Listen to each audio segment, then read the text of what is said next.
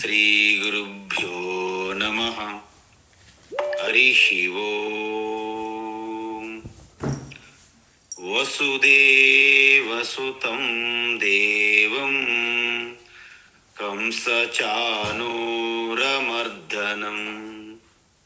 దేవకీ పరమానందం కృష్ణం వందే జగద్గురుం.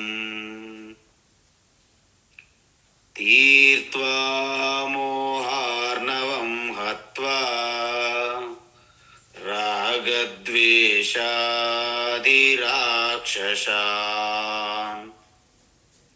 సీతా శాంతి సమాయుక్త ఆత్మా రామో విరాజతే. ఆత్మస్వరూప బంధుగణ, మనం భగవద్గీత జ్ఞానయజ్ఞంలో భాగంగా 6వ అధ్యాయం సుమారుగా ఆఖరికి చేరుకున్నాం.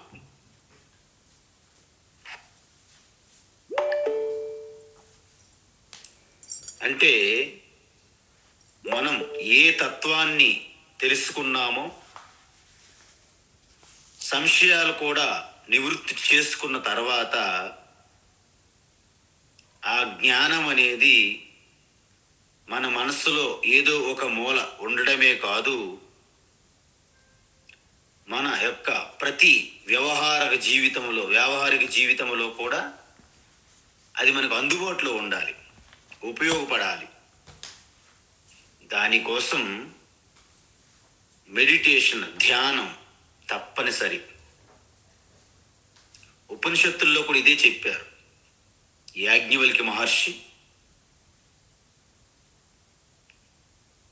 ఆత్మావారే శ్రోతవ్య, మంతవ్య, నిధిధ్యాసితవ్య. ఈ 3 చేసిన తర్వాత ఏమవుతుంది? ఆత్మావారే ద్రష్టవ్య జరుగుతుంది. అంటే అపరోక్ష అనుభూతి జరుగుతుంది.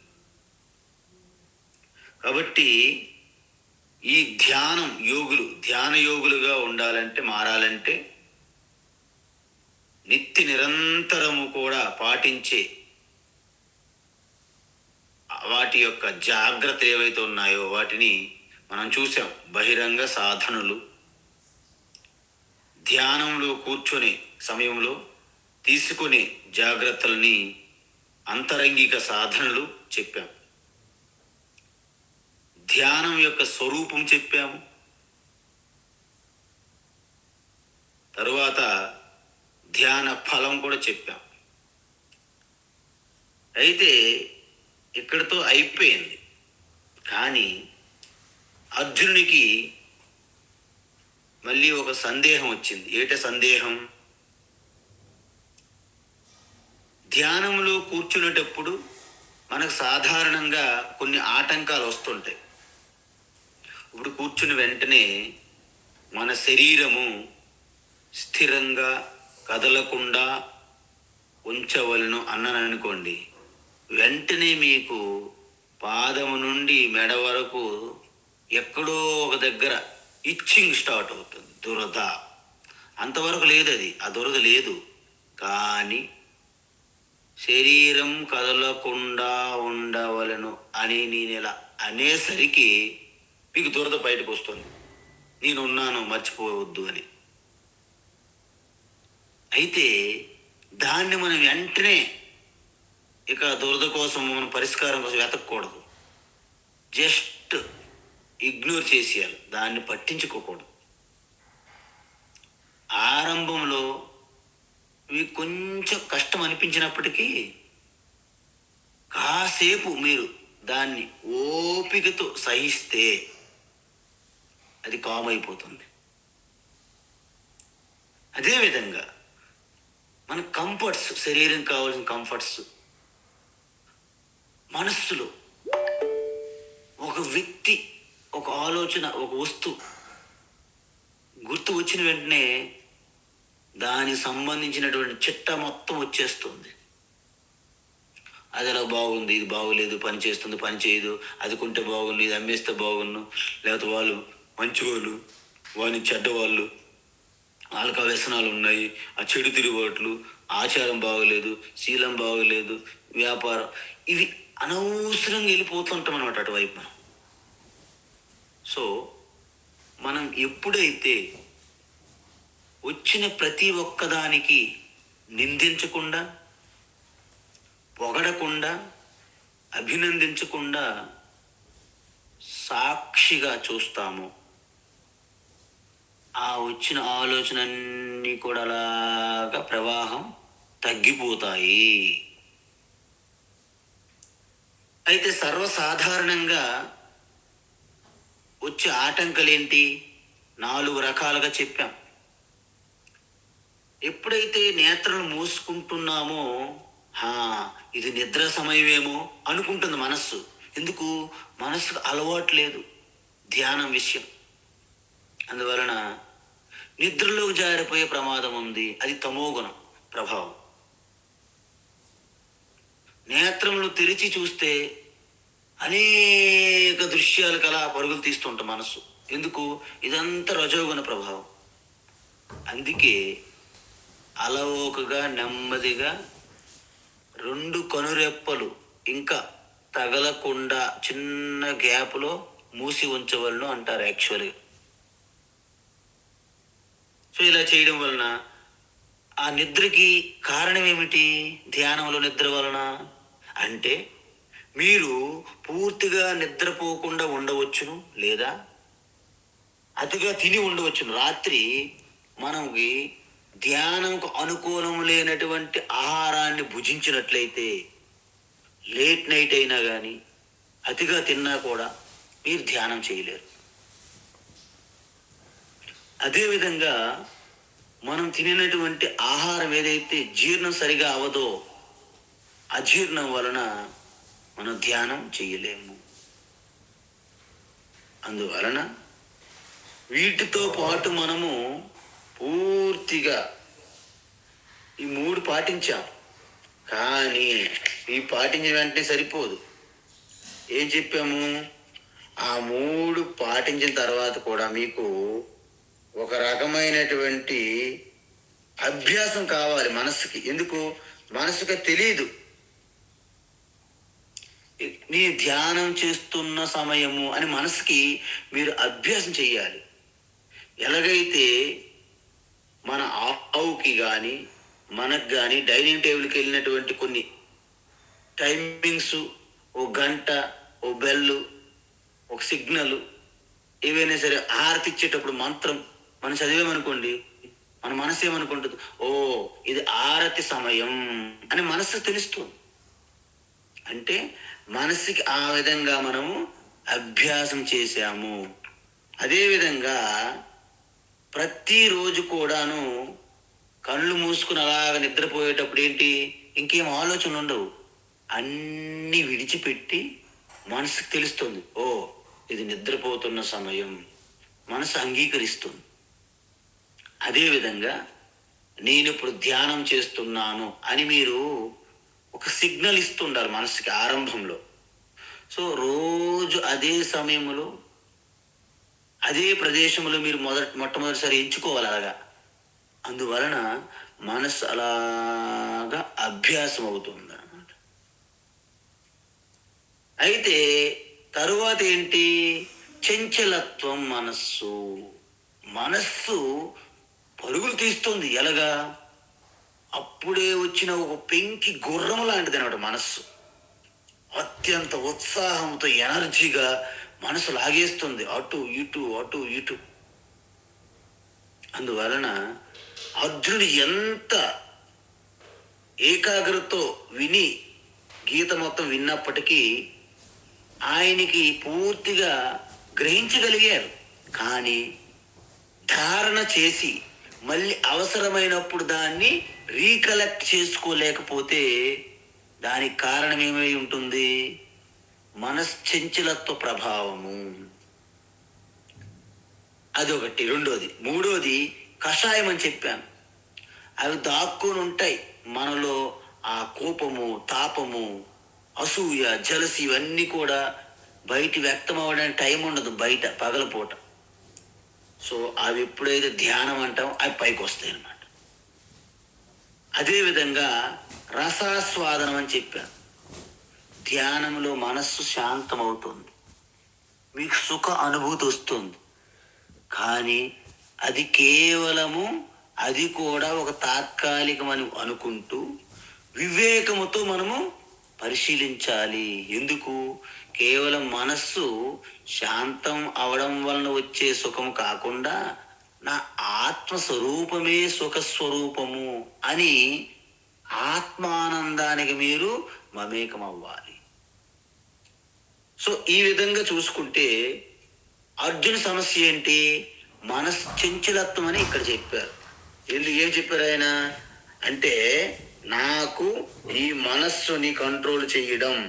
చంచలం హి మన కృష్ణ ప్రమాథి బలవదృఢం. అది చాలా బలమైనది అండ్ దృఢమైనది. అంత సింపుల్గా దాన్ని కంట్రోల్ చేయలేం. అంటే దాన్ని తస్య అంటే మనసః నిగ్రహం వాయోరివ సుదుష్కరం అహం మన్యే. అంటే బలమైనటువంటి వీచే ఆ గాలులకి మనం ఎదురెళ్ళి ఎలాగ ఆపాలంటే ఎంత కష్టమో, ఆ విధంగా ఈ మనస్సుని నిగ్రహించడం అంతే కష్టమని నేను భావిస్తున్నాను అన్నారు. ఎవరు? అర్జున్. మరి భగవాన్ ఏం చెప్పారు? భగవాన్ ఏం చెప్పారంటే, అసంశయం మహాబాహో. అర్జున, నువ్వు చెప్పింది భలే భలే, శభాష్, నువ్వు చాలా అద్భుతంగా పరిశీలించావు. మనస్సు చాలా చంచలమని నువ్వు చెప్పావు, నేను ఒప్పుకుంటాను. ఎందుకు? దాన్ని నిగ్రహించడము చాలా దుర్లభమైనటువంటి కష్టం, చాలా కష్టం. కానీ అసాధ్యం కాదు, సాధ్యమే. ఎందుకు? మనస్సును నియంత్రించడం కష్టమే అయినప్పటికీ అసాధ్యమైతే కాదు.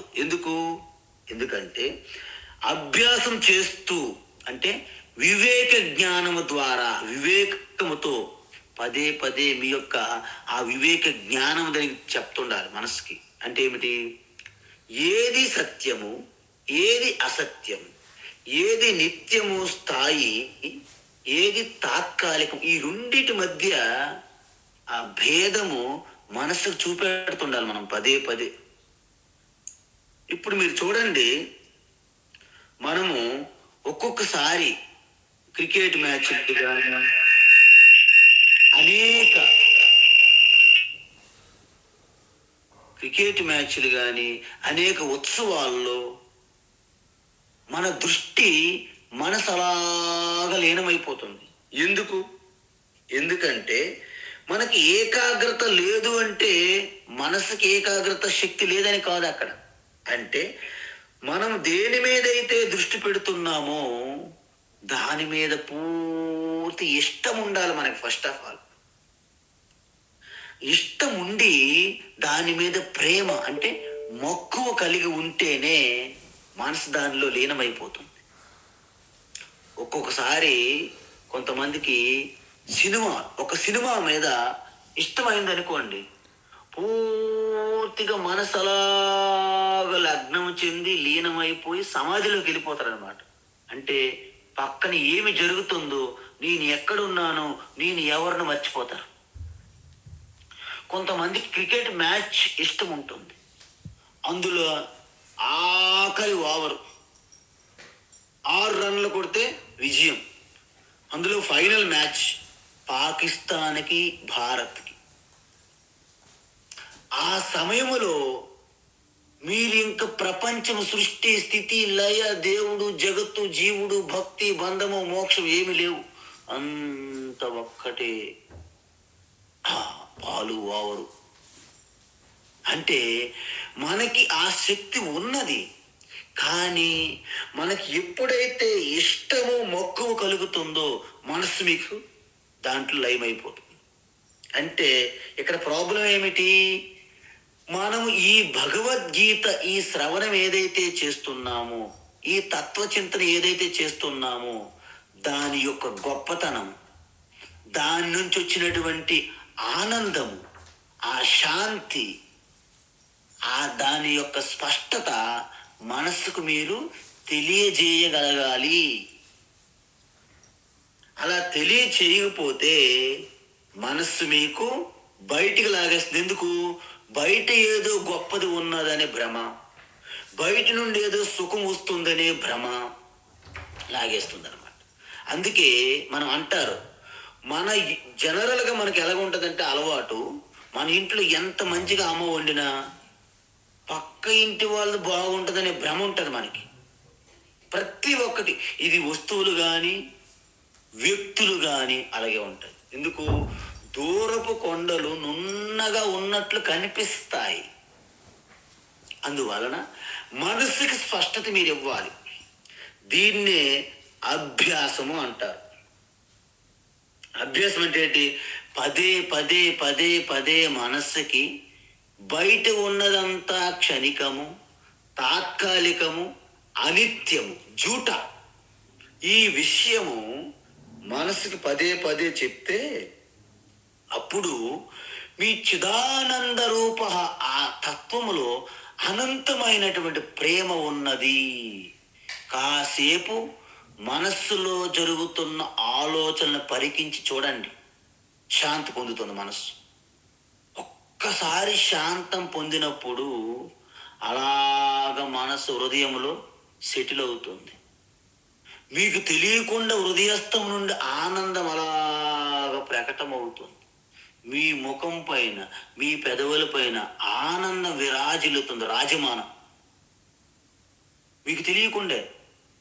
ఈ విషయము మనస్సుకి తెలియదు. ఎందుకు? అజ్ఞాన భ్రమలో ఉన్న మనసుకి తెలియకపోవడం వలన బయట లాగుతున్నది. అందువలన ఒక వస్తువు గొప్పతనం తెలుసుకోవాలంటే దాని గురించి పదే పదే పదే మనము ఆలోచన చింతన చేస్తుండాలి, వినాలి. అందుకే 2వ అధ్యాయంలో ఏం చెప్పాడు భగవాన్? ధ్యాయతో విషయాన్ పుంస సంగస్తేషు ఉపజాయతి. పదే పదే పదే. అందుకే మన గైడెడ్ మెడిటేషన్లో మీ ఆత్మస్వరూపాన్ని పదే పదే పదే పదే మనము మనసుకు అందిస్తున్నాం. ఫీడింగ్ అనమాట. అందువలన నలుగురితో కూడా దాని గురించే చర్చ ఉండాలి. ఆ నిత్యము అనిత్యం మధ్య ఉన్నటువంటి వివేకము పూర్తిగా తెలియజేయాలి. మోక్షం అంటే అనంతమైన శాంతి అనే విషయము మర్చిపోకూడదు, స్వేచ్ఛ. అయితే మనం ఇంతవరకు సమాజం మీద, వస్తువులపైన, వ్యక్తులపైన ఆధారపడి ఉన్నాం. కానీ ఎప్పుడు మీకు పూర్తి స్థాయి నిత్యమైనటువంటి ఆనందాన్ని, ప్రేమని ఇవ్వట్లేదు. వీటిని అనారోగ్యకరమైనటువంటి అలవాట్లు అంటారు. అంటే మన భ్రమ. మనం ఒక వస్తువుతో ఆధారపడతాం, ఒక వ్యక్తి మీద ఆధారపడతాం. నాకు ప్రాణ స్నేహితుడు, ప్రాణమిత్రుడు. ఎంత ప్రాణం అనుకున్నా ప్రాణమిత్రుడు కూడా ఒక ప్రకృతి స్వరూపంగా వచ్చిన శరీరమే కదా. సో మనస్సు, బుద్ధి, ఇంద్రియములు, శరీరం అంతా ప్రకృతి, మారిపోవడమే క్షణక్షణం. అందువలన మీరు తప్పుడు ఆలోచన, జ్ఞానంలో తప్పు, అజ్ఞానము అది. అందువలన పరీక్షలోకాన్ కర్మచితాన్ అంటే నిత్య నిరంతరము మీ యొక్క ఎక్స్పీరియన్స్లో మీరు పాఠం నేర్చుకుంటూ ఉండాలి ప్రతి క్షణం. ఫస్ట్ ప్రపంచం మీద ఆధారపడడం అనే దాని నుండి ఈశ్వరుడు, దేవుని మీద ఆధారపడడం ఫస్ట్ నేర్చుకోండి. అప్పుడు మీకు ఏమవుతుందో తెలుసండి, మీ జీవితం కొంత ఉపశమనం కలుగుతుంది. ఎందుకంటే ఈశ్వరుని మీద ఆధారపడడం వలన మీకు తెలియకుండా అనంతమైన శక్తి మీలో కలుగుతుంటుంది. అంటే మారిపోతున్న వస్తువులు, వ్యక్తులు, బంధాలు, సంబంధాల మీద ఆధారపడి మీరు షాకులు, దెబ్బలు, ట్రీట్మెంట్లు తింటుంటారు అన్నమాట అప్పుడప్పుడు. కానీ ఈశ్వరుని మీద మీరు ఆధారపడితే మీకు ఈ వస్తువులు, మనుషుల నుండి మీకు స్వేచ్ఛ కలుగుతుంది అనమాట. అంటే వాళ్ళు మిమ్మల్ని బ్లాక్ మెయిలింగ్ చేయడానికి వీలు పడదనమాట. తరువాత అనగా మీ ఆత్మస్వరూపం మీద ఆధారపడాలి. ఎందుకు? ఈశ్వరుడంటే ఆత్మ కంటే వేరుగా లేదు అనేది మీకు బాధపడుతుంది కాబట్టి. అందుకే మనకి మహాత్ములు ఏం చెప్తారంటే, ఫస్ట్ ఆఫ్ ఆల్ మీరు ఏదైనా సరే మీకు ఎంత ఈశ్వర కృప ఉన్నా, మీకు కావలసినటువంటి శ్రోత్రియ బ్రహ్మనిష్ఠ గురువు ఉన్నా, మీకు శాస్త్రం అందుబాటులో ఉన్నా, మీలో మీకు అత్యంత దృఢ విశ్వాసం కలగకపోతే మీరు దేన్ని సాధించలేరు. దుర్యోధన విషయంలో తీసుకోండి. ఆయనకి సాక్షాత్ ఈశ్వర కృప ఉంది. గాంధారికి 100 మంది శివుని వరప్రసాదంగా పుట్టారంటారు కదా. వ్యాస మహర్షి అనుగ్రహం ఉంది. శాస్త్రం గురుకులంలో అందుబాటులో ఉన్నాయి. గురువులు అక్కడ రానిటువంటి మహర్షులు లేరు.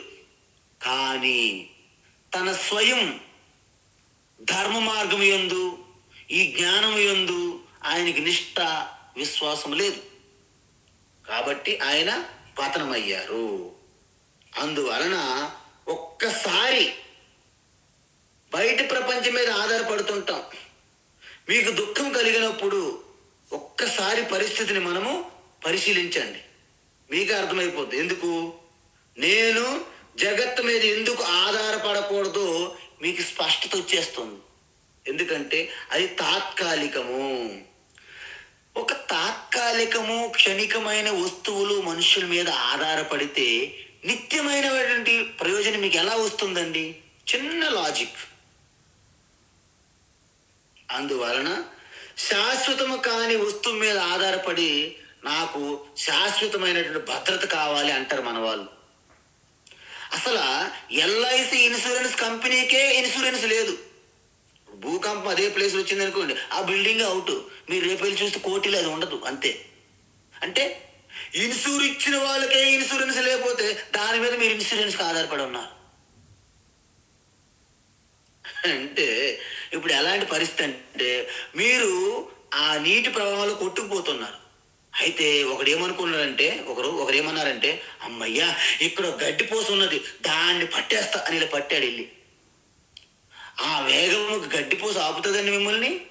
గడ్డిపోస నువ్వు ఇద్దరు కలిపి అంతర్వేదిలో తేలారు అక్కడ సముద్రంలో. అందువలన మనం ఏంటి ఆధారంగా తీసుకున్నాము? అన్నిటికీ సర్వశక్తి సృష్టి స్థితి లయకర్త అయినటువంటి ఈశ్వరుని ఆధారంగా తీసుకోవాలి, ఆధారపడాలి ఈశ్వరుని మీద. నిత్య నిరంతరము ఈశ్వర చింతనలో ఉండాలి మీరు. ఒక్కసారి ఈశ్వరుని సృష్టిలో పడ్డారా, ఆయన దృష్టిలో పడ్డారా, మీ పని అయిపోయింది. ఇక మీరు కింద మరి పడరు. శాటిలైట్ లాగా మీరు గురుత్వాకర్షణ శక్తికి జయించిన వాళ్ళు అవుతారనమాట. అంటే సంసార బంధనం అనే ఈ గురుత్వాకర్షణ శక్తికి మీరు దాటిపోయారని అర్థం. అప్పుడు ఈశ్వరుడు మిమ్మల్ని తీసుకుంటాడు మీరు తన ఒడిలోకి. ఎలా? మచ్చిత్త మగ్గత ప్రాణ బోధయంత పరస్పరం కథయంతశ్చ మాం నిత్యం తుష్యంతి చరమంతి చ అనన్యా చింతయంతో మా ఏ జనా పర్యుపాసతే తేషాం నిత్యాభియుక్తానాం యోగక్షేమం వహామ్యహం. చూసారా? అప్పుడు ఈశ్వరుడు అన్ని చూసుకుంటాడు. కానీ చాలా మంది ఆ నమ్మకం ఉండదు. అందువలన భగవాన్ ఏమంటున్నారంటే, మీకు అన్ని అందుబాటులో ఉన్నప్పటికీ మీ స్వతహాగా మీకు అచంచలమైన దృఢమైనటువంటి శ్రద్ధతో కూడిన భక్తి విశ్వాసం మీలో ఉండాలి. అవి లేకపోతే మనకు 2 రకాలు ఉంటాయి. చెడు వాసనలు, మంచి వాసనలు, శుభవాసనలు, అశుభ వాసనలు అంటారు. అంటే మనము అన్ని కూడబెట్టుకొని ధనము, దౌలత్తు, వస్తువులు, వాహనాలు, బిల్డింగులు, ఇల్లు, మన ఫిక్స్డ్ డిపాజిట్లు, బంగారము, వ్యక్తులు, నౌకర్లు, ఈ యొక్క మొత్తం స్నేహితులు, బంధువులు పెంచుకుంటూ పోతుంటాం అన్నమాట. సో వీటి మీద మనకి ఎంతవరకు అయితే దృష్టి అలాగ పెరుగుతూ ఉందో దానిని అశుభ వాసన అంటారు. మెల్లమెల్లగా మనం వాటిని విడిచిపెట్టాలని అనట్లేదు ఇక్కడ. వాటికి ఉన్న స్థానంలో వాటిని పెడుతూ మెల్లగా మనం ఏం చెయ్యాలి? నాకు శాశ్వతమైనటువంటి భద్రత ఇచ్చేది ఏమిటి? ఈశ్వర. ఈశ్వర ఎలా ఉన్నారు? నా ఆత్మ కంటే వేరుగా లేరు, ఈశ్వరే నా ఆత్మగా ఉన్నారు అని 3వ స్టేజ్ అనమాట అది. అలా ఉంటే అప్పుడు మీకు ఇక ప్రతి క్షణం కూడాను మీకు శాశ్వత భద్రతలు మీరు ఉన్నట్టు అనమాట. అందుకే మనం ఏం చేస్తుంటాము, మన ఇంట్లో కొన్ని పెట్టుకుంటాం, కార్డు బోర్డు ఇలా చైర్లు ఉంటాయి చూడండి, కార్డు బోర్డు చైర్లు విన్నారు కదా, అవి చూడడానికి చాలా అందంగా కనిపిస్తాయి. ఒక్కసారి దాని మీద కూర్చోలేకండి టక్కన కింద పడతారు మీరు. అంటే మనం ఏం చేస్తున్నాము, షోకేసులో పెట్టుకొని ఎవరికైనా చూపెట్టడానికే బాగుంటాయి కార్డు బోర్డ్ చైర్స్, వాటిని కూర్చోడం పనికిరావు. మన బాంధవ్యాలు, మన బంధువులు, మన మిత్రులు, మన కుటుంబ సభ్యులు, సకల మనుషులంతా కూడా డబ్బు ధనం అన్నీ జస్ట్ చూపెట్టడానికి పనికొస్తాయి. అలాగా చూపెట్టాలి అంతే, వాటికే పనికొస్తాయి. నీ బ్యాంక్ బ్యాలెన్స్ అంతా చూపెట్టుకోవడం పనికొస్తాయి. కానీ వాటి మీద కూర్చోడానికి ప్రయత్నించారా కింద పడతారు. అందుకే మీ ఆత్మ మీద ఆధారపడడం అనేది ఈశ్వరుని మీద ఆధారపడడం, వస్తువుల మీద వ్యక్తుల మీద ఆధారపడడం అనేది కార్డు బోర్డ్ చైర్ మీద ఆధారపడడం లాంటిది.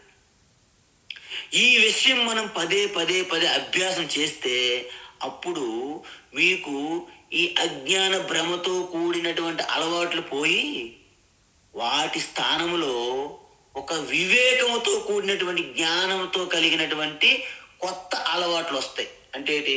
ఉదయాన్నే గీత అధ్యయనం చేయడం, ధ్యానం చేయడం, పూజ చేసుకోవడం, మీ యొక్క కార్యక్రమాలన్నీ, మీ యొక్క వ్యవహారము, మీ యొక్క ప్రొఫెషన్స్ అన్నీ చేసుకుంటూ ఇవన్నీ జరుగుతుంటాయి. ఇవేంటి? మీకు మంచి అలవాట్లు అని అర్థం. ఇవి పెంచుకోవడం వలన మీ మనస్సు యొక్క సంచలితత్వము తగ్గిపోయింది. రెండోది ఏం చెప్పాము? వైరాగ్యం. వైరాగ్యం అంటే ప్రతి ఒక్కరూ భయపడిపోతారు. నిజం చెప్పాలంటే వైరాగ్యం అంటే భయపడాలని పని లేదు. ఎందుకు? ఈ కార్డుబోర్డు చైర్ల నుండి మీకు ఒక స్థిరంగా ఉండే చైర్ మీద కూర్చోవడమే వైరాగ్యం. అంటే ఏంటి? అంటే ఏదైతే తాత్కాలికము, క్షణికము, అంటే చెరుకు రసం తీసుకున్న తర్వాత చెరుకు పిప్పు ఉంటుంది కదండి, దాన్ని విడిచిపెట్టడాన్ని వైరాగ్యం అంటారు. మీకు అరటిపండు ఇచ్చాను నేను, అరటిపండు తొక్క తీసి లోపల గుజ్జు మీరు తిన్న తర్వాత తొక్కనేం చేస్తారు? బయట విడిచిపెట్టడమే వైరాగ్యం అంటారు.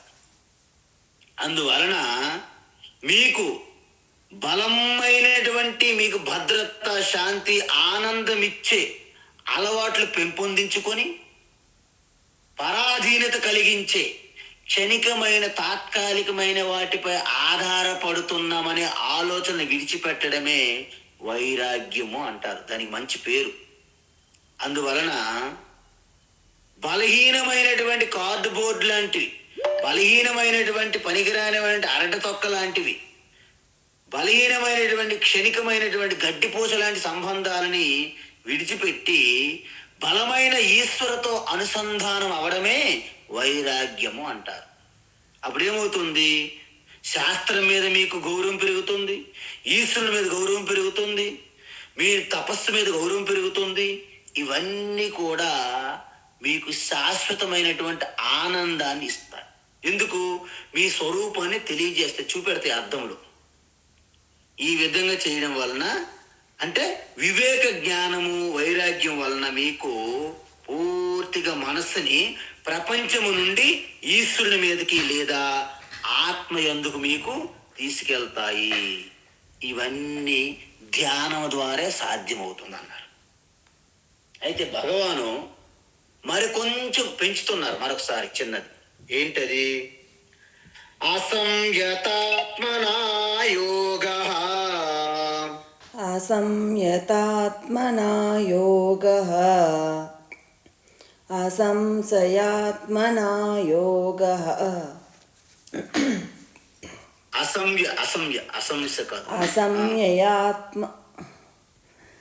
అసంయయాత్మనా యోగః. దుష్ప్రాప ఇతి మే మతిః, దుష్ప్రాప ఇతి మే మతిః. दुष्प्राप इति मे मतिः వశ్యాత్మనా తు యతతా वस्यात् वस्यात्मना तु यतता वश्यात्मना तु यतता శక్యో వాప్తుముపాయతః शक्यो वाप्तुमुपायतः शक्यो वाप्तुमुपायतः అసంయతాత్మనా యోగః దుష్ప్రాప ఇతి మే మతిః असंययात्मना योगः दुष्प्राप इति मे मतिः असंययात्मना योगः दुष्प्राप इति मे मतिः అసంయయ కాదమ్మా, అసంయతాత్మనా యోగః అసంయతాత్మనా యోగః దుష్ప్రాప ఇతి మే మతిః. असंययत అసంయయ కాదమ్మా, అసంయత అసంయతాత్మన అసంయతాత్మన అసంయత అసంయతాత్మన. ఓకే. వశ్యాత్మనా తు యతతా శక్యో వాప్తుముపాయతః वश्यात्मना तु यतता शक्यो वाप्तुमुपायतः वश्यात्मना तु यतता शक्यो वाप्तुमुपायतः. ఉత్తమం. అయితే ఇప్పుడు ఏమంటున్నారంటే శ్రీకృష్ణ భగవాన్, అసంయత అంటే, సంయత అంటే బాగా మనస్సుని నిగ్రహించడము, అసంయత అంటే మనస్సు నిగ్రహము లేనివారు అని అర్థం.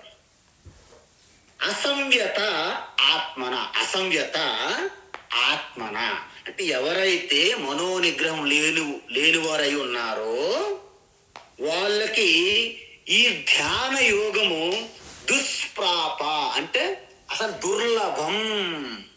మే అంటే నా యొక్క, అంటే భగవాన్ శ్రీకృష్ణ యొక్క మతి అభిప్రాయం అన్నమాట.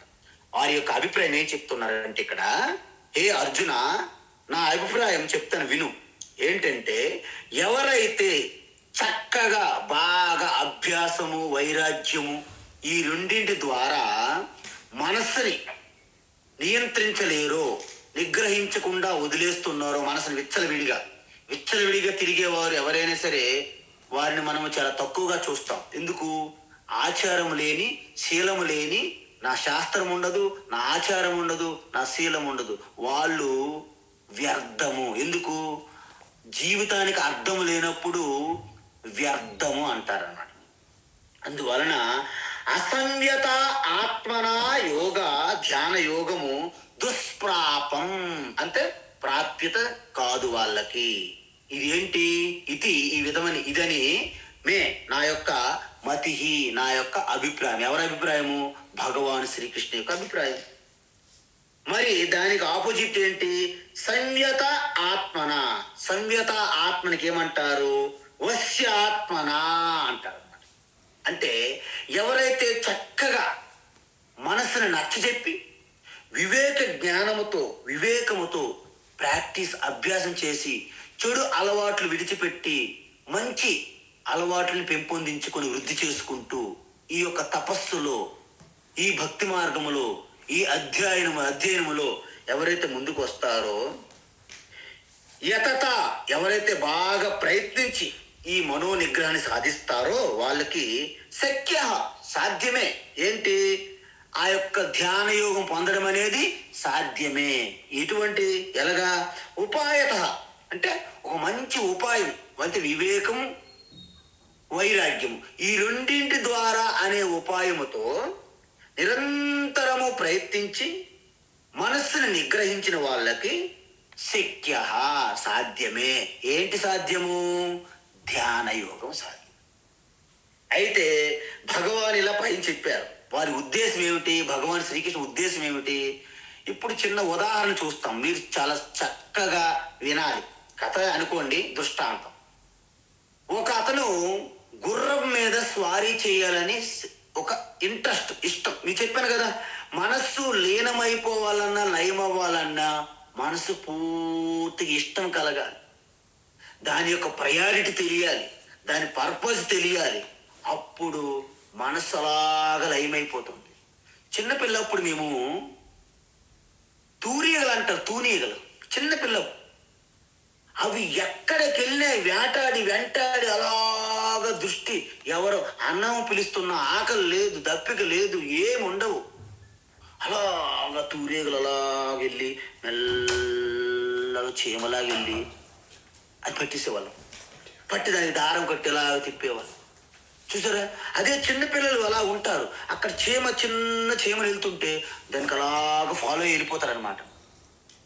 అంత ఏకాగ్రత మనకు ఉన్నది. కానీ మనము అలాగా సూర్యకిరణాలు నలువైపులు వ్యాపించినట్టు మన మనసుని విచ్చలవిడిగా వదిలేసాం. స్కాటర్ అయిపోయింది మన శక్తి, మన ఏకాగ్రత శక్తి. దాన్ని ఇప్పుడు ఒక దగ్గరికి తీసుకోవలసిన సమయం వచ్చింది. యుద్ధం మన స్టార్ట్ అవుతుంది లోపల. అయితే ఆ గుర్రం కొన్న తర్వాత దాని మీద స్వారీ చేయాలి కదా. గుర్రం ఉన్నదని మొదటి రోజు ప్రయత్నించారు. ఒక్కసారి ఇలా రోడ్డు మీద వెళ్తుంటే ఆ పొలాల్లో నెట్టేసింది అనమాట. ఎందుకంటే గుర్రము నువ్వు ఎలా స్వారీ చేస్తావు? గుర్రం యొక్క తత్వము, దాని యొక్క గుణము, దానికి ఏమైనా అభ్యాసం చేశారా? దానికి ఏమైనా ట్రైనింగ్ ఇచ్చావా? లేదు. అప్పుడు ఏం చెయ్యాలి? గుర్రం చాలా బలంగా ఉన్నది, అయితే దానికి ఒక గదిలో బంధించాలి. ఫస్ట్ బంధించి మొత్తం అన్ని క్లోజ్ చేసేయాలి. క్లోజ్ చేసి చిన్న కిటికీలాగా ఒక చిన్న ఖాళీ స్థలం ఉంచి ఒక రోజంతా దానికి ఏమి పెట్టకూడదు. దాని శక్తి కొంతలాగా తగ్గుతుంది, బలహీనమవుతుంది. అయితే తరువాత కొంత సమయానికి కొంచెం నీరు, కొంచెం పచ్చగడ్డిలో ఏదో గడ్డి, అంటే ఎవరైతే గుర్రం మీద స్వారీ చేయాలనుకుంటున్నారో వాళ్ళు మాత్రమే అందించాలి గుర్రానికి. అప్పుడేమవుతుంది? ఈ ఆకలిగా అలమటిస్తున్న గుర్రానికి ఈ దాహం కోసం నీరు, ఆహారం అందిస్తున్న వ్యక్తి మీద అలాగా అబ్జర్వ్ చేస్తుంది, పరిశీలిస్తుంది గుర్రం. నాకు ఈయన ఎంత చేసినా ఆఖరికి నాకు ప్రాణం నిలబెట్టింది ఈయనే కదా అనే ఒక భావన దానిలో ఉత్పన్నం అవుతుంది గుర్రంలో. మెల్లగా మెల్లగా 2 రోజులకి ఆహారం ఇచ్చేది ఇప్పుడు ఒక రోజుకి ఇచ్చేది ఒక పూటకి, అలాగా మార్చుకుంటూ పెంచుకుంటూ అలాగా ఎప్పుడు వెళ్తున్నా ఆ గుర్రం దగ్గరికి వెళ్తుంటే ఇక కొత్త వ్యక్తి అనే భావన పోయి, ఓహో ఈయన నా మిత్రుడే కదా అనే భావన గుర్రంలో కలుగుతుంది. మెల్లగా అలాగా మచ్చిక అవుతుంది. అయిన తర్వాత అప్పుడేం చేయాలి? గుర్రంకి బలంగా 4 వైపులు తాళ్ళు కట్టి ఒక కొద్దిపాటి ప్రదేశంలో దాన్ని బయటికి తీసుకొచ్చి ఎవరైతే వ్యక్తి స్వారీ చేయాలో ఆయనే పట్టుకొని దాన్ని తిప్పాలి. ఒకసారి చుట్టూ పట్టుకొని తిప్పుతాడు, ఇంకా స్వారీ చేయట్లేదు పాపం. అలాగ తిప్పి మళ్ళీ దాంట్లో కట్టేయాలి. అలాగ మెల్లగా చేస్తే ఆ యొక్క ఫ్రెండ్షిప్ బాండ్ ఇద్దరికి ఆ కెమిస్ట్రీ అంటారు చూడండి, ఆ కెమిస్ట్రీ ఏర్పడుతుంది.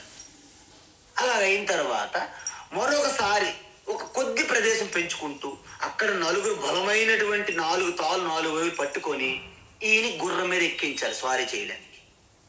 అలాగ చేస్తే వాళ్ళు 4 వైపులు లాగుతుంటే మెల్లగా గుర్రాన్ని అలాగ ముందుకి నడుస్తుంటుంది అన్నమాట. అలాగ చేసి ఒకసారి వాళ్ళ పెరట్లో, ఆ తర్వాత ఎవరూ లేని గ్రౌండ్లో, ఆ తర్వాత లాస్ట్కి ఏమనుకుంటుందంటే ఎస్ ఈజ్ మై మాస్టర్ అని గుర్రం కాన్ఫిడెన్స్ వచ్చేస్తుంది, నమ్మకం. అప్పుడు మీరు గుర్రం పైకి వెళ్ళి స్వారీ చేస్తే అప్పుడు మీకు అంగీకరిస్తుంది గుర్రం, ఈయన నా మాస్టరే కదా అని ఒప్పుకుంటుంది. ఆ తర్వాత మీరే ఎక్కారనుకోండి, మీరు మళ్ళీ ఎక్కడో పెరియర్ గ్రౌండ్లోనో లేకపోతే ఎల్బీ స్టేడియంలో పడతారనుకోండి, అది వేరే విషయం. ఎందుకు? మీకు యాక్సెప్ట్ చేయట్లేదు గుర్రం. ఆ విధంగా మనస్సుని మెల్లగా చూడు, నువ్వు చెప్పినట్టు చేశానా? ఎంత ఘోరమైనటువంటి దుఃఖం కలిగి చూసారా? అందువలన దీంట్లో ఏమీ లేదు అని మెల్లగా నచ్చ చెప్పి బుజ్జగింపు చర్యలు అంటారు వీటిని.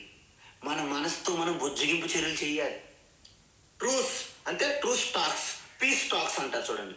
మెల్లగా మనసు ద్వారా చేస్తే అప్పుడు బలంగా పెంకిగా ఉన్నటువంటి గుర్రం ఎలాగైతే మన స్వాధీనంలో వచ్చిందో మనసు కూడా మీ స్వాధీనంలో వస్తుంది.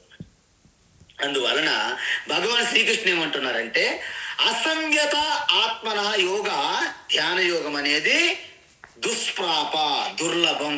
కానీ వశ్యాత్మన ఎవరైతే ఆ పెంకి గుర్రాన్ని ఎలాగైతే స్వాధీనం చేసుకునేటట్టు మనసుని ఎవరైతే స్వాధీనం చేసుకుంటే వాళ్ళకి శక్యే అంటే సాధ్యమే. ఏంటి ఆప్తం అవాప్తం అంటే ధ్యాన యోగం సాధించడం సాధ్యమే. ఎలా? ఉపాయత, ఉపాయం ద్వారా. చూసారా, ఈ వివేక జ్ఞానము, అభ్యాసము, విరక్తి భావము, వీటి ద్వారా మీకు సాధ్యమే అంటున్నారు. అందువలన మనం ఎప్పుడు కూడా చేసేది ఎలాగా? అసంయతాత్మన. ఇంత ముందు చెప్పాను నేను, ఎవరైతే మనోనిగ్రహం లేదో వారికి అసంయత ఆత్మన అంటారు. అలాంటి వాళ్ళకి ఏమిటి? యోగ దుష్ప్రాపయితి మే మతి, భగవాన్ యొక్క అభిప్రాయం అది.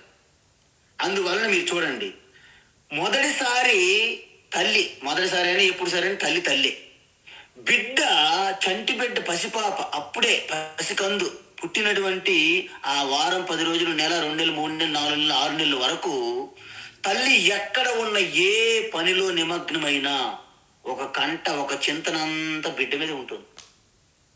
పొరపాటు ఆ తల్లి మెయిడిని సర్వెంట్గా ఎవరింటికి వెళ్ళి వర్క్ చేస్తుంటుంది, కానీ దృష్టంతా బిడ్డ మీద ఉంటుంది. అలా ఉండాలి. అలా చేస్తుంటే మీరు ధ్యానంలో కూర్చుంటే మీకు అలాగ మనస్సు మీకు అంగీకరిస్తుంది. మీ దృష్టి అంతా ఆత్మచింతన మీద ఉంటుంది. ఇక మిగతా బయటి వారి మీద మీ దృష్టి వెళ్ళదు. అందువలన మైండ్ అనేది పూర్తిగా ఇష్టపడాలి, మక్కువ కలగాలి. ఓహో, ఇది అసలైనటువంటి నా కర్తవ్యము, నా స్వామి చెప్పాడు కాబట్టి నా స్వామి పాలనే నా యొక్క స్వధర్మ అనుష్ఠానంగా మనస్సు ఒప్పుకోవాలని. అప్పుడేమవుతుంది? వాళ్ళని వశ్యాత్మన అంటే మీ యొక్క స్వాధీనములు వచ్చింది కాబట్టి వశ్యాత్మన. ఎవరి మనసు అయితే అదుపులో పెట్టుకుంటారో వాళ్ళకి వశ్యాత్మన అంటారు. యతత ఎవరైతే ఈ భగవద్గీత బోధ మీద మనసు పెడదామని చూస్తారో, వేదాంతమైన ఉపనిషత్తులు ఏవైనా సరే లౌకిక ప్రయోజనాలు మీకు ఇవ్వవు. మరేమిస్తాయి? నాకు ఆఫీసులో ప్రమోషన్ కావాలంటే గీత నుంచి రాదు. కానీ గీత వలన మీకు ఏమొస్తుందంటే ఈ సృష్టిలో ఎటువంటి విపత్కార పరిస్థితులైనా సరే ఒక బాలు వలె మీరు అలా బయటపడతారన్నమాట. ఒక ముత్యం వలె బయటపడతారు. మనకిన్ని బయట వాళ్ళకి తేడా ఏమిటంటే అందరము ఒకే సంసారంలో ఉంటాం, అందరూ ఒకే నదిలో ఉంటారు. కానీ నీటిలో మునగడం వేరు, బోటులో ఉండి ప్రయాణం చేయడం వేరు. అంటే మీరు ఇప్పుడు భగవద్గీత అనే బోటు లాంటిది మీకు బయటికి దాటేస్తుంది ఆ తీరాన్ని. అందువల్ల ఎప్పుడైతే భగవద్గీత అనే బోటు మీకు ఉన్నదో సర్వం జ్ఞానప్లవేనైవ వృజినం సంతరిష్యతి అన్నారు భగవాన్ 4వ అధ్యాయంలో. కాబట్టి ఎప్పుడైతే ఈ విధమైనటువంటి యతత అంటే నిరంతరం ప్రయత్నించాలి. ఊరికే మనకి ధ్యానం అమ్మాయ ఒక్కరోజు 5 గంటలు చేస్తే అయిపోద్దండి. 5 గంటలు చేస్తే అవదు, దానికి టైం ఉంటుంది. కాబట్టి నిరంతరము ప్రతిరోజు సదా చేస్తే అప్పుడు మీ స్వాధీనంలో వస్తుంది. అటువంటి వారికి ఏమవుతుంది? శక్య అవాప్తం ఉపాయత, ధ్యానం సాధ్యమవుతుంది. అంటే వివేక వైరాగ్యాలను పెంపొందించుకున్న వ్యక్తికి ధ్యానం అనేది సులభం. అంటే వివేక వైరాగ్యాలనే ఉపాయం ద్వారా మనసును వశపరుచుకున్నటువంటి, స్వాధీనం తెచ్చుకున్న మనిషికి శాస్త్ర అధ్యయనం చేసి అందులో బోధ మీకు సహజంగానే మీ వెంట వస్తుంది. అంటే ప్రపంచం మీద, జగత్తు మీద, వస్తువులు, వ్యక్తుల మీద ఆధారపడే స్థితి నుంచి మీకు సునాయాసంగా ఈశ్వరుని మీద ఆధారపడిపోతారు అన్నమాట.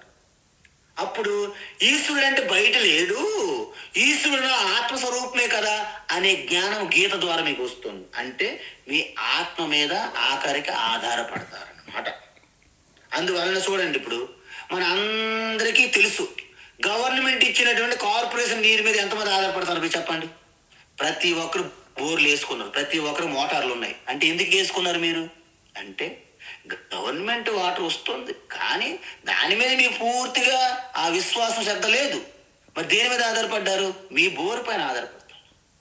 అదేవిధంగా మన కుటుంబ సభ్యులు, బంధువులు, మిత్రులు, సకల సమాజ వ్యక్తులు ఈ స్కాములు ఇవన్నీ కూడా మీకు ఉంటాయి, వాడుకుంటారు.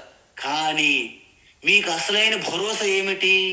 మీ ఆత్మ నుండే సర్వం వస్తుంది అనే జ్ఞానం మీలో కలిగినప్పుడు అప్పుడు ఇక మిమ్మల్ని ఈ సృష్టిలో ఆపేవారు ఎవ్వరూ లేరు. అయితే ఇక్కడ ఒక చిన్న విషయం చెప్పాలి. నేను భగవాన్ డైరెక్ట్గా చెప్పలేదు, ఇండైరెక్ట్గా చెప్పారు భగవాన్ శ్రీకృష్ణ. ఏంటది? సత్సంగం అంటే నిరంతరం మీరు సత్సంగం ఉంటేనే ఆధ్యాత్మిక తపస్సులో మీకు వృద్ధి జరుగుతుంది. ఎందుకు? ఎటువంటి సంఘము మనకు కలిగి ఉంటే ఆ విధంగా మన ఆలోచనలు ఉంటాయి. అందుకే ఓ వ్యక్తి ఎలాంటి వాడు చెప్పడానికి ఆయన యొక్క ఇద్దరు శిష్యుల్ని వారి యొక్క ఇద్దరు స్నేహితులను మీరు పరిశీలించండి. ఆ వ్యక్తి ఎలాంటి మీకు అర్థమైపోతుంది. నేను సాయంత్రం 5:30-6 గంటలకు అయ్యేసరికి ఒక బారు దగ్గరికి వెళ్ళి లైన్ కట్టి ఉన్నాను అనుకోండి. అలాగా ఇంకొకటి ఎక్కడో పేకాడ కబ్బుల్లోకి వెళ్ళి కార్డులు అలా తిప్పాడు అనుకోండి. మా ఇద్దరము ఒకరు మిత్రులు, ఎవరో కృష్ణారావు యొక్క స్నేహితులము. కృష్ణారావు గురించి మీకు తెలియాలని పని లేదు, మా ఇద్దరం చూస్తే చాలు, ఓహో వీళ్ళిద్దరు కృష్ణారావు ఫ్రెండ్సా, అది కృష్ణారావు ఎంత గొప్పడు మాకు అర్థమైపోయిందని మీరు అంటారు. అంటే కృష్ణారావు మాతో సంఘం కలిగి ఉండడం వలన కృష్ణారావు యొక్క బలహీనత, బలము, ఆయన అలవాట్లు, ఆయన యొక్క శీలము, ఆయన ఆచారం అన్ని మీకు తెలిసిపోతున్నాయి. అందువలన దుస్సంగము నుంచి వేరుపడి సత్సంగానికి అంటిపెట్టుకోవాలి మనం రోజు. అందుకే సజ్జన సాంగత్యం అనేది ఒక నౌక అంటారు భజగోవిందంలో శంకరాచార్య. అది నౌక లాంటిది సజ్జన సాంగత్యం అనేది. మీకు ఎటువంటి మానసికమైనటువంటి ఎటువంటి సంసారంలో కలిగినటువంటి ఆ క్షోభ, ఆ యొక్క ఆందోళన, అలజడి, కలత, దిగులు వీటన్నిటి దాటివేసే నౌక సత్సంగం అని చెప్పారు. సత్సంగత్వే నిస్సంగత్వం, నిస్సంగత్వే నిర్మోహత్వం, నిర్మోహత్వే నిశ్చలతత్వం, నిశ్చలతత్వే జీవన్ముక్తి. హరే రామ హరే రామ, రామ రామ హరే హరే అని చెప్తారు. అంటే నిరంతరము ఆ సత్సంగాన్ని, అంటే ఎవరైతే గీత అధ్యయనం చేస్తున్నారో మీరు మాత్రం కలుసుకుంటూ అలా కొన్ని విషయాలు, మంచి విషయాలు, ఈశ్వరుని విషయాలు, భక్తి విషయము, ధ్యానం విషయము మనం ఎంతవరకు చేసుకున్నాం, మన యొక్క కార్యక్రమాల్లో మీరు ఎవరెవరికి ఏ విధంగా సహాయం చేశారు, మీ వలన ఎంతమందిలో సుఖము, ఆనందాన్ని చూశారు, మీరు ఎంతమందికి ప్రేమ, జ్ఞానాన్ని పంచగలిగారు. ఫస్ట్ మీరు ఉద్ధరించబడాలి, మిగతా వారిని ఉద్ధరించాలి. మనమే నీటిలో కొట్టిపోతాం, ఇంకొకరు సాయం ఒకటి, ఇద్దరు కొట్టిపోతారు అన్నమాట సముద్రంలోకి. అందువలన స్వయం తరతి పరాన్ తారయంతి అని చెప్పారు మహాత్ములు. మనంతా మనం ఉద్ధరేదాత్మనాత్మానం అవసాదయేత్. అందువలన మనం ఉద్ధరించుకొని మిగతా వాళ్ళకి మనము చేయూత ఇవ్వాలి. ఇక్కడితో 6వ అధ్యాయం పూర్తయింది. అయితే మరి అధ్యాయం ఇంక ఉన్నాయి కదా స్వామి శ్లోకాలు? ఉన్నాయి. ఎందుకు ఉన్నాయంటే అది ప్రసంగవశాత్ అంటారు. అర్జునుడికి ఇంకా డౌట్ ఉంది. ఇంత ఓపికతోని, ఇంత నచ్చజెప్పి, ఇంత ప్యార్తో ప్రేమతో చెప్పారు కృష్ణ భగవాన్. కానీ అర్జునుడికి ఇంకా విశ్వాసం కలగలేదు. అందుకే గురువు, శాస్త్రము ఎన్ని ఉన్నప్పటికీ, గురు కృప, ఈశ్వర కృప, శాస్త్ర కృప ఉన్నా మనకి దృఢమైన విశ్వాసం లేకపోతే మీరు ఏది సాధించలేరు. అందువలన ఇక్కడ అర్జునుడికి ఏంటంటే అన్నీ అయిపోయినాయి, కానీ నాకు ఇంకా డౌట్ ఉంది. ఏంటి? నేను ఎంత తపస్సు చేశాను కదా, ఒకవేళ నేను ఈ జన్మలోనే మోక్షం పొందలేకపోతే నా పరిస్థితి ఏమిటి? ఎందుకంటే అర్జునుడికి అప్పుడే డౌట్ వచ్చింది. నిర్ణయం అయిపోయింది. నాకు ఎట్టి పరిస్థితుల్లో ఈ జన్మలో మోక్షం రాదు. కాబట్టి నేను చేసిన తపస్సులు, త్యాగాలు, దానాలు, ధర్మాలు అన్నీ వ్యర్థమా అని మళ్ళీ మొదటికి వచ్చాడనమాట. అంటే మళ్ళీ జన్మెత్తితే మళ్ళీ మొదటి నుంచి నేను ప్రాక్టీస్ చేయాలి తపస్సు అని డౌట్ కలిగింది అర్జునుడికి. కాబట్టి వచ్చే జన్మలో నా పరిస్థితి ఏమిటి కృష్ణ? తనకి ఇప్పుడు మోక్షం రాదని నిరాశ నుంచి ఉత్పన్నమైంది ఈ ప్రశ్న, ఈ డౌట్ ఎలా వచ్చింది? ఈ జన్మలో నాకు మోక్షం రాదు, ఈ తపస్సు అనేది సరిపోదు, నేను ఎంత ప్రయత్నించినా నేను ఈ యొక్క మనస్సు ఈ ధ్యాన విషయంలో నాకు ఇంకా డౌటే ఉంది. మరి అలా అయినప్పుడు మళ్ళీ జన్మ తప్పదు నాకు, ఎలాగంటే కర్మ సిద్ధాంతం ఆయన నమ్ముతాడు కాబట్టి. మరి మళ్ళీ జన్మ నాకు వస్తే ఈ జన్మలో నేను చేసిన తపస్సు అంతా వ్యర్థమా? నా పరిస్థితి ఏమిటి? మళ్ళీ జన్మ వచ్చినప్పుడు మళ్ళీ ఆ నుంచి మళ్ళీ మొదలు పెట్టాలి తపస్సు. ఈ సమస్య వచ్చింది అన్నమాట. అందువలన అర్జునుడు ఒక విషయం చెప్తున్నాడు. ఏంటి? ఎవరైతే ఈ జన్మలో ప్రయత్నించి ప్రయత్నించి ప్రయత్నించి ఆ ధ్యాన యోగ మోక్ష జీవన ముక్తి సిద్ధి పొందకుండా అనివార్య కారణాలతో మీ దేహత్యాగం జరిగినట్లయితే వాళ్ళని యోగ భ్రష్టులు అంటారు. యోగ భ్రష్టులు అంటే ఏమిటి అనే విధానంలో అర్జునుడే చెప్తున్నాడు శ్రీకృష్ణుడికి. ఎలాగా? 37, 38, 39 3 శ్లోకాల్లో ఇప్పుడు అర్జున శ్లోకాలు వస్తాయి అన్నమాట. అందువలన వాటికి సమాధానంగా భగవాన్ శ్రీకృష్ణ 40 నుండి 47వ శ్లోకం వరకు ఉంటుంది. దీనిని యోగ భ్రష్టుని సంగతి, యోగ భ్రష్టుని సంగతి అని చెప్తారు. అంటే ఏంటి? యోగ భ్రష్టులు ఎవరు? యోగ భ్రష్టులు దేహత్యాగం తర్వాత వాళ్ళు మళ్ళీ వచ్చే జన్మలో వాళ్ళ పరిస్థితి ఏమిటి? ఈ ప్రశ్న అనమాట. దీని సమాధానము ఇప్పుడు మనము ఒక శ్లోకం చెప్పి రేపు మిగతాది స్పష్టంగా చూద్దాం. అర్జున ఉవాచ అయతి శ్రద్ధయోపేతః. అర్జున ఉవాచ అయతి శ్రద్ధయోపేతః. అయతి శ్రద్ధయోపేతః. అయతి శ్రద్ధయోపేతః యోగాచలిత మానసః. అయతి శ్రద్ధయోపేతః యోగాచలిత మానసః. అయతి శ్రద్ధయోపేతః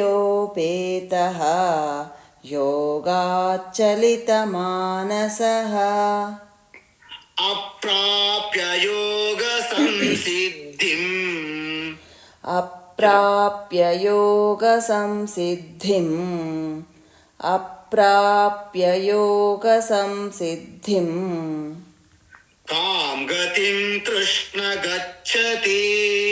కాం గతిం కృష్ణ గచ్చతి. కాం గతిం కృష్ణ గచ్చతి. అయతి శ్రద్ధయోపేతః యోగాచలిత మానసః. అయతి శ్రద్ధయోపేతః యోగాచలిత మానసః. అయతి అనడం. అయతి శ్రద్ధయోపేతః యోగాచలిత మానసః. అప్రాప్య యోగ సంసిద్ధిం కాం గతిం కృష్ణ గచ్చతి. అప్రాప్య యోగ సంసిద్ధిం కాం గతిం కృష్ణ గచ్చతి. అప్రాప్య యోగ సంసిద్ధిం కాం గతిం కృష్ణ గచ్చతి. ఉత్తమం. హరి ఓం తత్సత్. సర్వం శ్రీకృష్ణార్పణమస్తు.